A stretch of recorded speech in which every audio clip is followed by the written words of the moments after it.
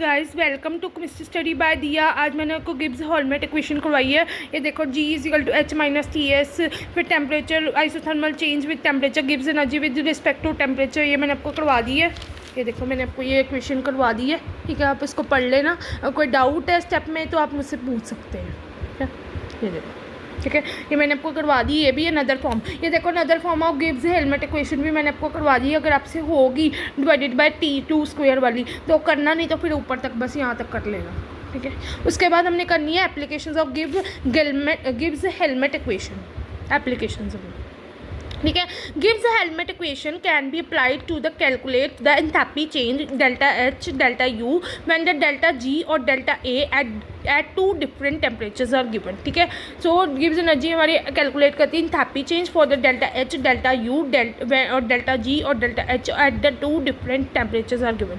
If the rate of change of the free energy with the temperature remains practically constant, the known value of delta G at the given temperature can be helpful in calculating the value of delta G at another temperature, ठीक है। The equation can be used to calculate the EMF of the reversible cells, ठीक है। सबसे पहले आप application इसकी ये लिख सकते हो, the equation can be use to calculate the EMF of reversible cells. It was shown by Gibbs and Helmholtz that the electrical energy produced in the reversible electrochemical cell was equal to decrease in free energy minus delta G accompanying the cell reaction, that is delta G is equal to minus delta G is equal to NFE, ठीक है। N क्या है? Number of electrons होते हैं। F क्या है? F क्या कहते हैं?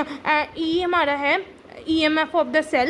N is the number of the electrons given out by one or two electrodes or taken by another electrons, ठीक है। सो हमें गिब्स हेलमेट इक्वेशन क्या देती है?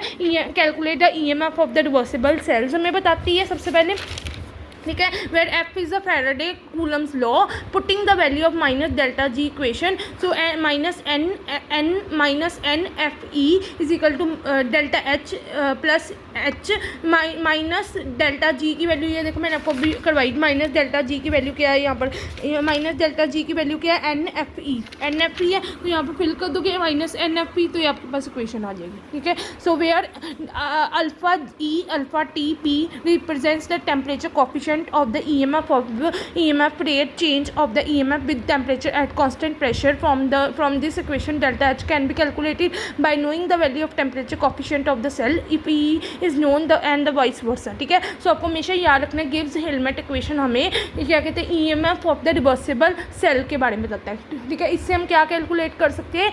EMF of the reversible cell, ठीक है। EMF of the reversible cell का कर सकते हो, और ये एंथैल्पी कैलकुलेट कर सकते हो। इसमें क्या कैलकुलेट कर सकते हो? एंथैल्पी कैलकुलेट कर सकते हो।